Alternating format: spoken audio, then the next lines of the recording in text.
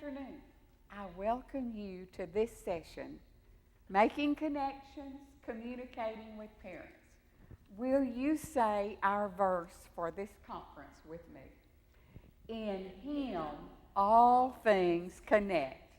Colossians 1:17. I'm Ann Parnell. I live in Brownsboro, Texas. That's outside of Tyler. We are population 792. Salute.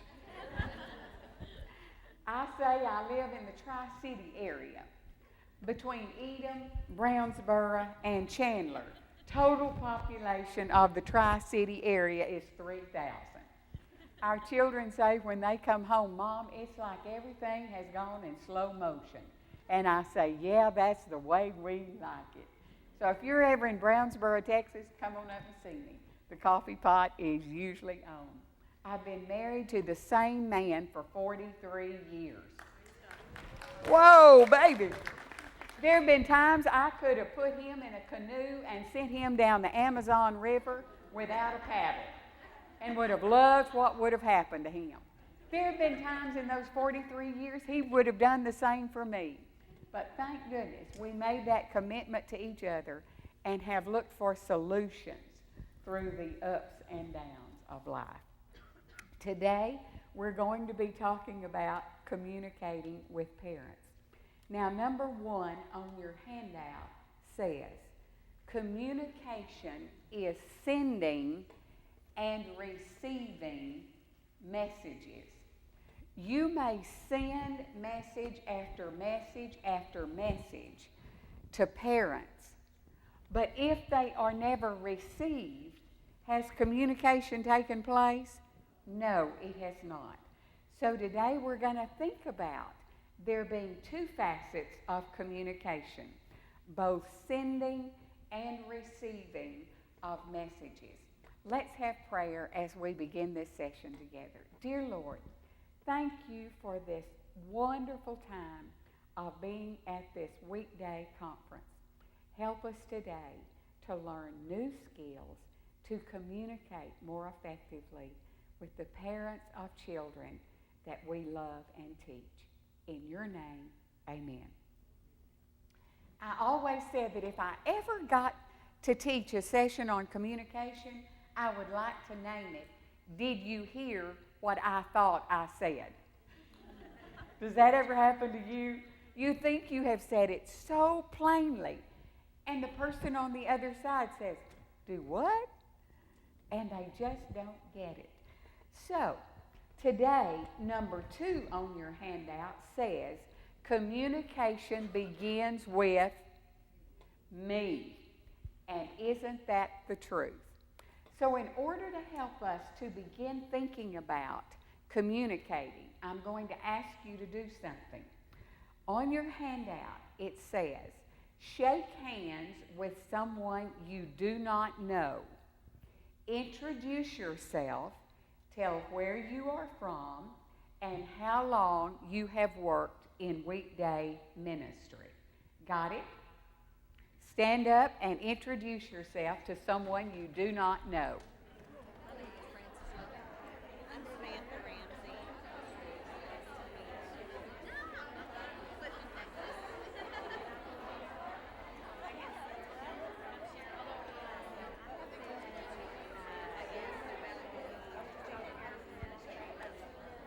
I like handshakes, I like handshakes.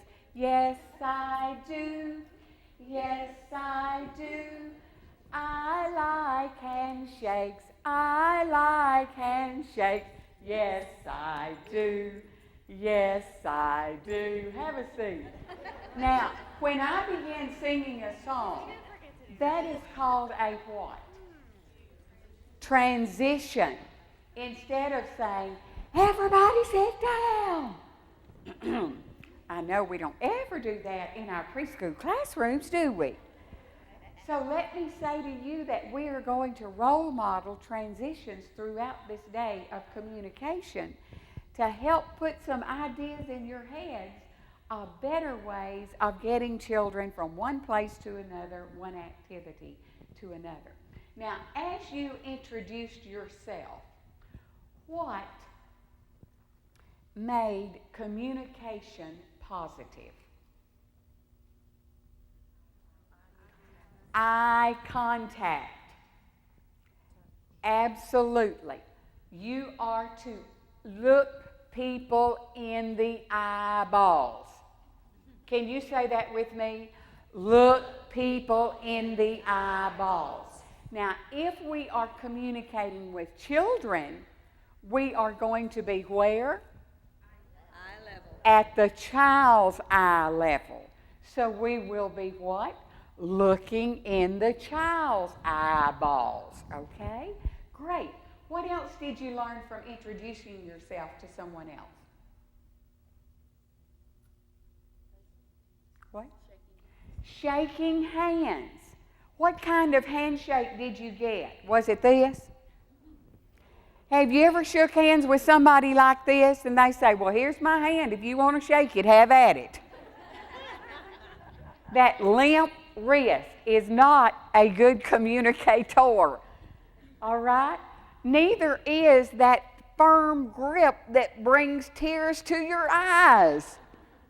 My little old mama was extremely crippled with arthritis.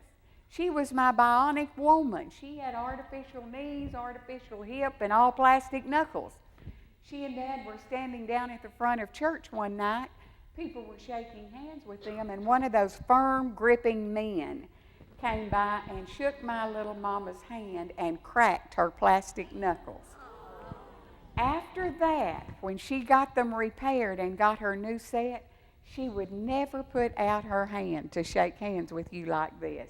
I believe even if the president came, Mother would have put her hand out like this to shake hands with him. So a good firm handshake makes for a wonderful introduction. What else helped that communication be positive? Your eye contact, your handshake, a smile. That is so important. I learned this weekend to put on my happy lipstick. Now, I hope every preschool teacher keeps her happy lipstick available at all times. If there's one thing children don't deserve, it's a grumpy teacher. And you know our facial expression says whether we like to be here or not. And you know what? Children didn't ask to be in your class. They got put there. They're stuck. They can't get out. And they deserve a happy teacher who's going to show up, as Mamie said this morning, 10 minutes early, with a smile on your face. Now turn to your neighbor and say, I will smile. I will smile. Absolutely. Was there anything else that made that introduction a positive communication for you? The friendliness. Did you get a tone of voice from the other person? You know, you can tell if people really like you. Now, folks, it is important for you to introduce yourself to parents. Not to say, well, she didn't speak to me. Get over it. But you're the one who's going to put your hand out with that nice, firm handshake with a smile on your face to say, hello, I'm Ann Parnell. To introduce yourself. And that will be positive communication with parents. Now, I'm going to teach you a little song. And the words are written on your handout. But I want to help you loosen up. You know, if we're going to be preschool teachers, we got to just throw off our inhibitions and have fun while we are teachers. If it's not fun in your classroom, don't do it. Kids ought to just come and have the best time of their life when they walk in your classroom. And this song says, hello, hello, hello, and how are you? I'm fine, and I hope that you are too. Now, I'm going to the piano, and we're going to sing this together. You get out your happy lipstick and get it on while we are going to sing this song. Now, have you got your happy face on? Are you ready? Huh? Let's see, there are a few that haven't found their happy faces yet. All right. Hello, hello, hello, and how are you?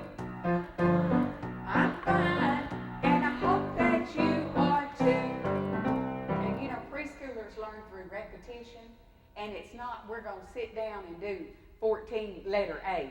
That's not the kind I'm talking about. That is inappropriate repetition. But they learn by repeating things that they really like. You know, if you do brown bear story today, what do they want to do tomorrow? Brown bear. All right, let's do it again so that you've got it in your mind and in your heart, and you're going to go back and use it in your classroom. Now get your hands up. Come on. Get your happy faces on. Hello, hello, hello, and how are you? I'm fine, and I hope that you are too. Now this time, I want you to get up and shake hands with 3 people you don't know. Ready? Hello, hello, hello, and how are you? I'm fine, and I hope that you are too. Now this time, you're going to get to hug 3 people you don't know. Ready, go. Hello, hello, hello, and how are you? I'm fine, and I hope that you are too. Now give yourselves a hand. Woo! That's a yeehaw moment. Absolutely. Now, how do you feel right now? Good. Look at your faces. This is what music will do for children. And when parents come in and hear those happy sounds, you have communicated with parents. They love having their children at places when they pick them up and they say, "But I don't want to go home." And I used to tell parents, what can I say? We have fun here. Yes, that's what weekday ministry is all about.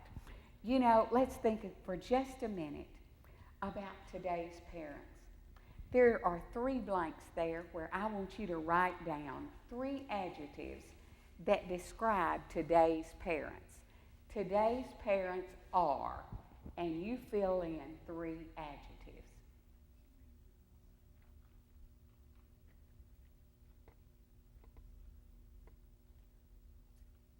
Now, what did you write down?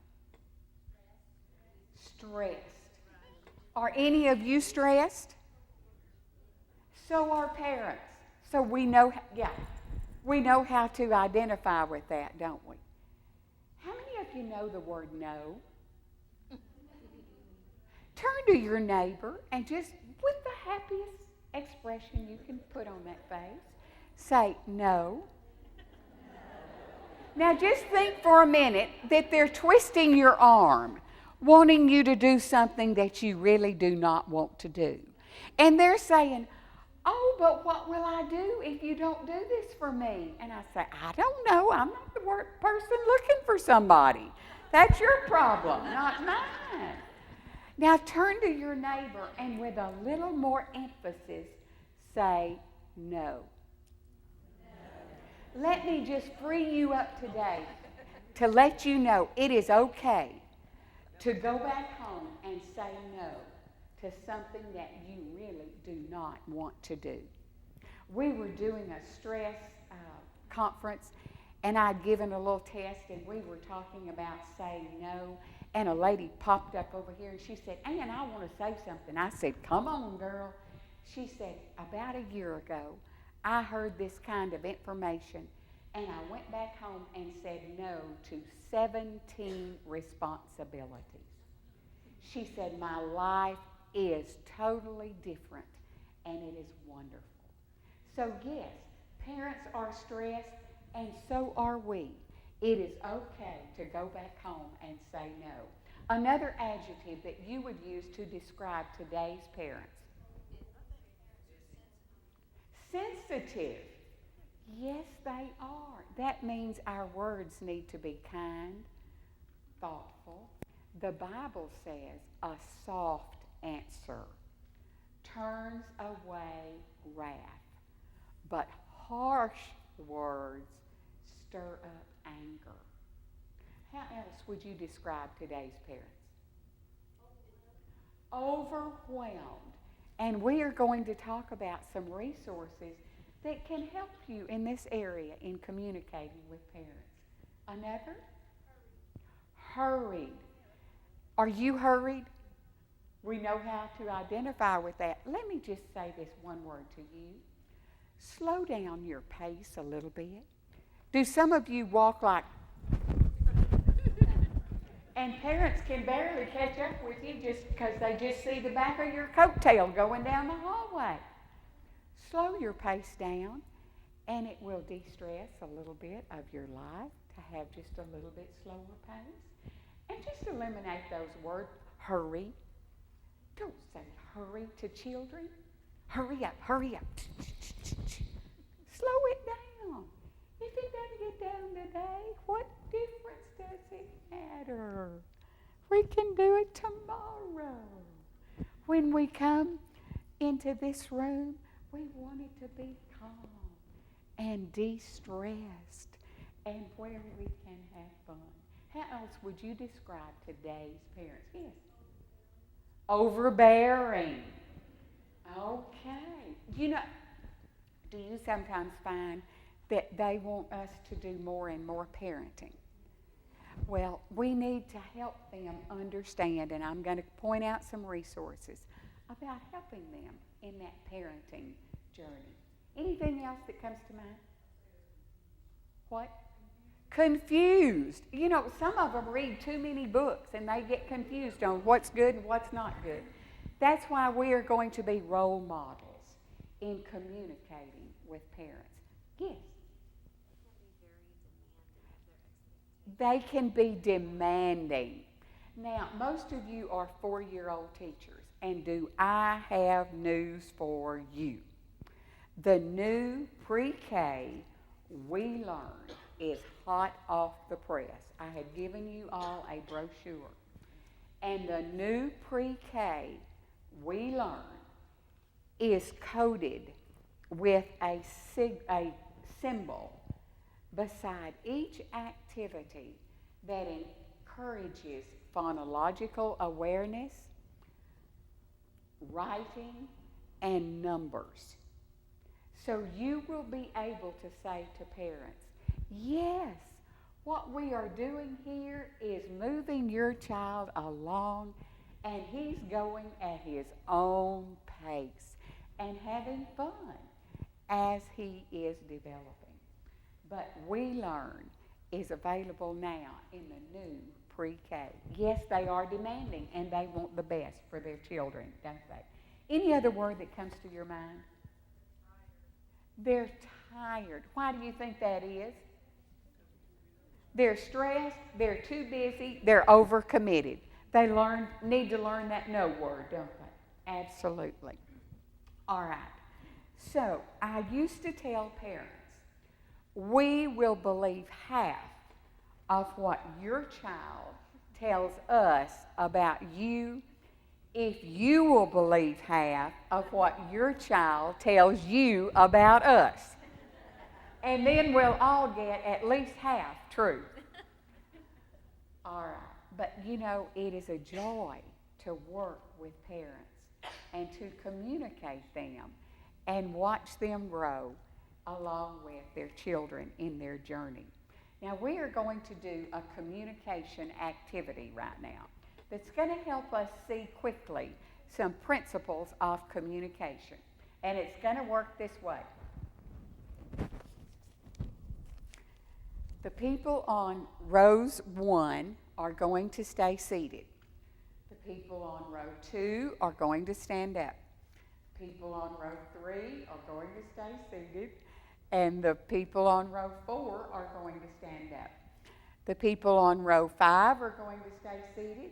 And the people on row 6 are going to stand up. Now, it is important that you have a partner. So look in front of you and be sure that there is a person sitting behind you, in front of you, if you are on an even numbered row. If you're not, you people, would you get up and move so that you will have a partner in front of you? And I'm going to give the people who are standing an envelope. And in this envelope is a diagram that has a set of shapes. And the set of shapes and the diagram you will take out of the envelope. Now, people standing, don't you let your partner who's sitting down see the diagram. But you hand them the set of shapes. And then verbally, you are going to tell the person in front of you how to position their shapes so that they are like the diagram. Now, people who are seated, you got to stay seated and look forward. You can't be turning around and cheating. We're going to communicate with our words. Does this make sense? Okay, will the even number rows stand up and the odd number rows are going to stay seated?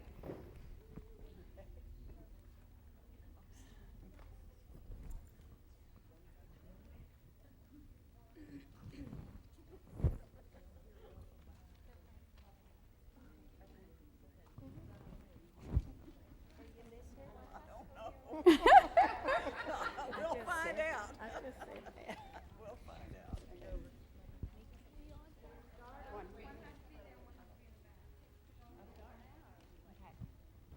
You may start.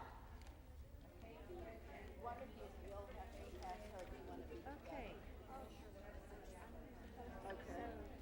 I don't know you, and I'll be with you. Well, I'll be with you too, but. Well, she needs to talk. Now, you'll need to move back so one will be in front. We need one more. Here you go. Okay. Oh, I see. Yeah.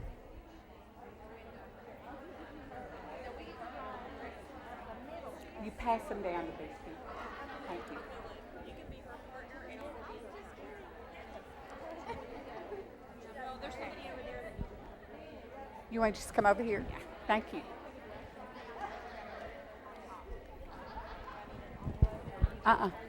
This goes to the people who are standing.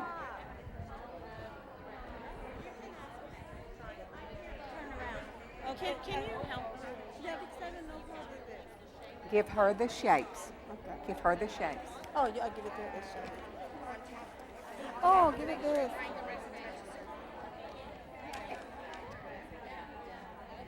Now you tell her to how to place her shapes so that they look like this. Oh, okay. Keep your envelope.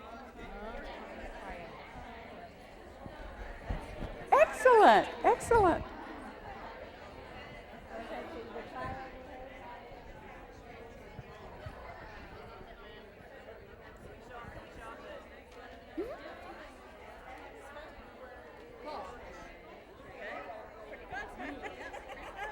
And then move the triangle into the middle of those two shapes on top of them. When you're finished, if you will put your shapes and your diagram back in the envelope and pass them to the end of the middle rows. And you may be seated. I like shapes. I like shapes. I like shapes. I like shapes. I like shapes. Do you like shapes? That was another transition. Now, think about what just happened. What did you learn about communication in this activity? Be specific. If the rectangle needed to be horizontal, we could have said place the rectangle horizontally or vertically, whichever way you were doing it. Be specific. And parents want specifics. What else did you learn from this communication activity? You have to listen carefully. Open up your ears. Were any of you trying to think ahead to what was going to happen or where you should place them? You have to listen. What else did you learn? You have to. Excellent. You have to know your shapes. You know, I really thought that you 4-year-olds would know your shapes. That's great. Thank you. That was wonderful. What else did you learn? You may have to repeat. Somebody else over here said you have to be patient. You see, just because we say it doesn't mean they get it.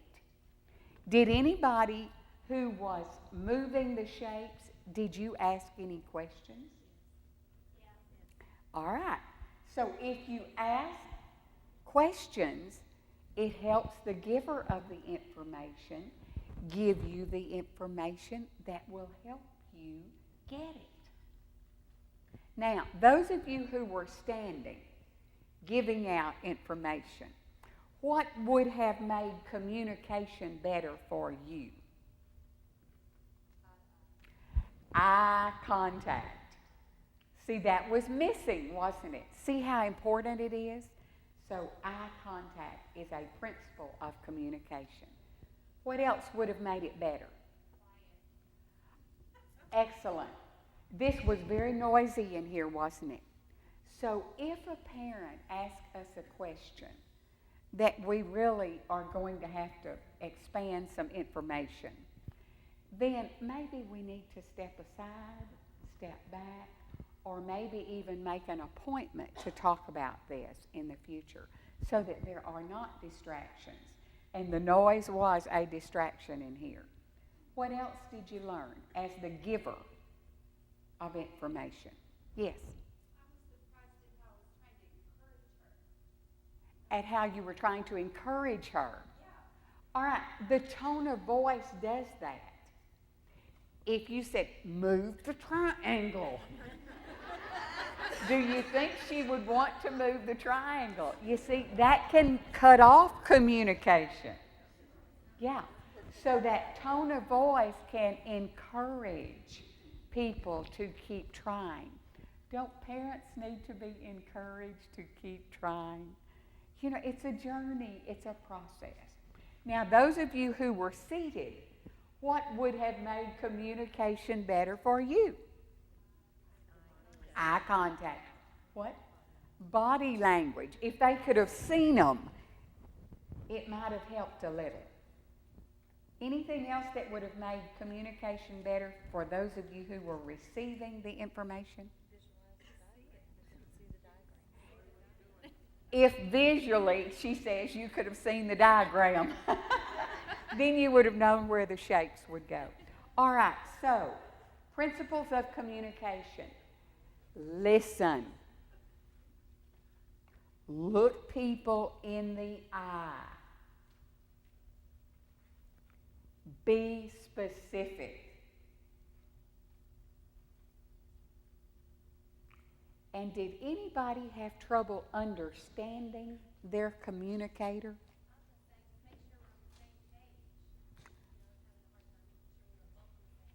Okay. And sometimes we say things that we think are perfectly clear, but they're not. And that's where it helps to ask a question. I didn't quite get that. Would you say that again, please? Yes.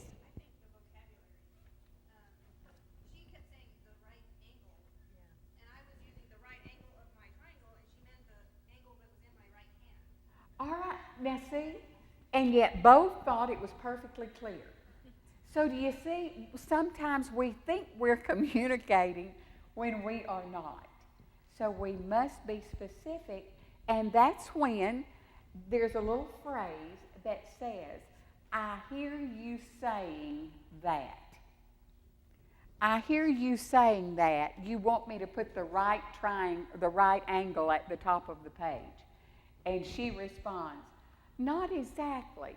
What I meant was, and she will clarify it for you. Instead of, I said, didn't you hear the first time, put the right angle at the top. And then we're through communicating. Nobody wants to talk anymore. All right, great. Hope that helped you to understand principles of communication. Mhm. Speak clearly. Listen. Eye contact. And speak clearly. Be specific. All right, number 5, verbal communication. There are 2 types of verbal communication, spoken and non-spoken. Now, before we start filling in the blanks on this handout, let me just say that in verbal communication, in weekday ministry, there is absolutely no room for gossip. It can kill the atmosphere of a program quickly. So just don't go there. And let me help you know how to avoid gossip. When somebody comes up to you and says, "Did you hear about Mr. So-and-so and Miss So-and-so?" And you want to say, "Give me the scoop." Now, I know how you are. But let me encourage you to use this phrase. When they say, "Would you like to know about?" you say, "No, and thank you for not sharing it." Does that take care of it? Will you say it with me? No, and thank you for not sharing it. Now, go back and be a person who's going to cut off the gossip lines in your weekday ministry. Spoken communication. Use correct grammar. "She ain't been here in 3 days." If a parent heard me say that, what would they think? Would you want your child in a class where a teacher did not use correct grammar? So, correct grammar is absolutely important. Speak in complete sentences. When you start a sentence, finish it. And allow people to speak without interrupting. Let them finish their sentence. Don't you just hate it when people cut you off? You know, at my age, I think, I have this thought and I'm sharing it and somebody cuts it off and, it may never come back to me. Allow people to speak without interrupting. Allow people to finish their own sentences. That means you don't say the last word of their sentence for them. You had people that do that to you. It just drives me crazy. Thinking, I had a complete thought here. I know the end of this. All right. Control your tone of voice. We are going to have fun together. Was that a positive statement? It was a positive statement, but the tone of my voice negated the positiveness of that statement. So control the tone of your voice. Avoid the words never and always. Jennifer never goes to dramatic play. Now, I can promise you that sometime Jennifer is going to sneak to dramatic play that you will not know about.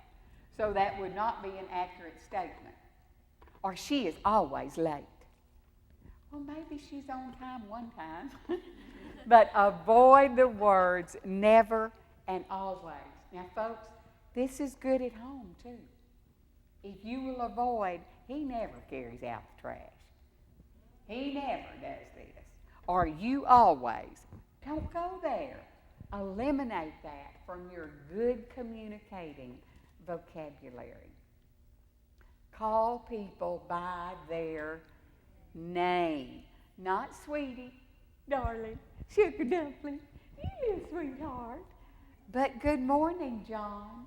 Good morning, Francis. I'm so glad you're here today. And if we're greeting the child, where is it going to be? At the child's eye level.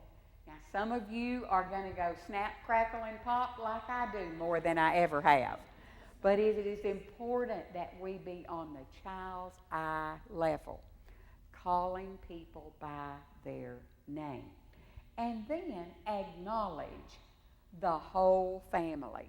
You know, sometimes brothers, sisters, aunts, uncles, grandmas, grandpas come with the child.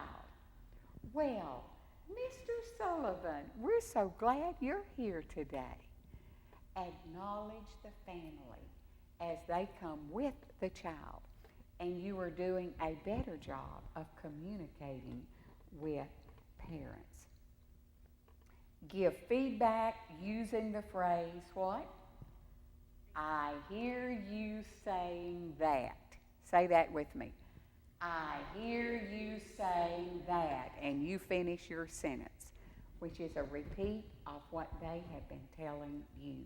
That says to people, we're listening. We're paying attention. I'm interested in what you have been saying to me. And then say the blessing at lunch and at snack. As a director of a full-day, weekday program, parents said to me, Ann, we now say the blessing at every meal because our children have learned to say the blessing in their classes. Yes?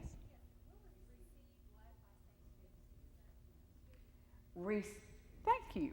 Receive compliments by saying thank you.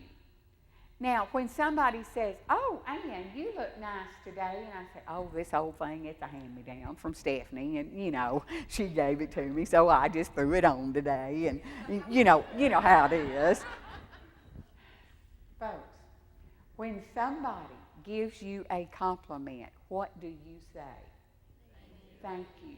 Now, I want you to turn to a partner, pay each other a compliment, and receive that compliment by saying thank you. Ready? Go.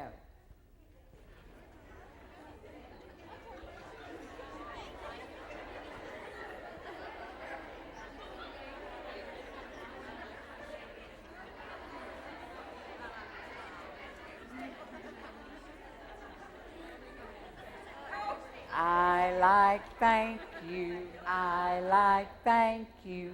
Yes, I do. Yes, I do. I like thank you. I like thank you. Yes, I do. Yes, I do. Now, you had never sung that song before with me. It came out of my head, and yet we all enjoyed it together. That is a transition. Folks, sing, sing, sing with children as you do transitions with them. Make a positive statement about each child every day as they leave.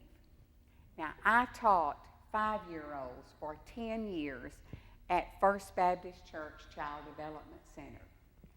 My weekday director and preschool minister believed that Child Development Center was a ministry of First Baptist Church.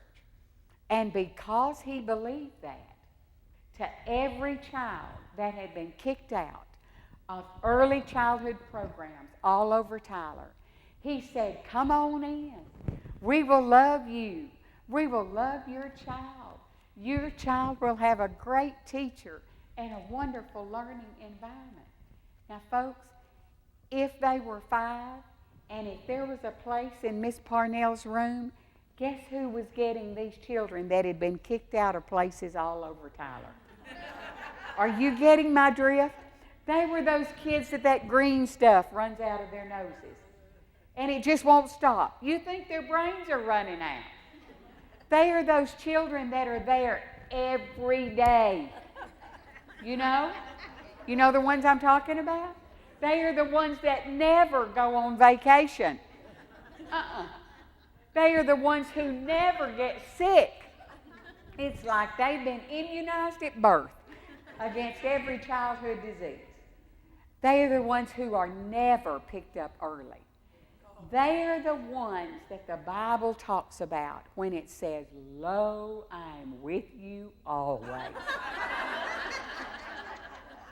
Now, because this is the kind of children that I had in my class, to make a positive statement about every child every day as they leave. I'm going to tell you, there were some days, man, I had to think extra hard to find something positive to say about that child. But do you know what it does to that child when his teacher says something positive about him to his parents when he leaves every day? He just blossoms and smiles and thinks like he can come back and be better the next day. Now turn to your neighbor and say, I can make a positive statement every day about every child.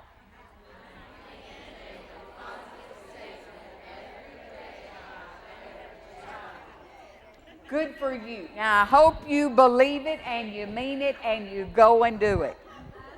Part B says written verbal instruction. Print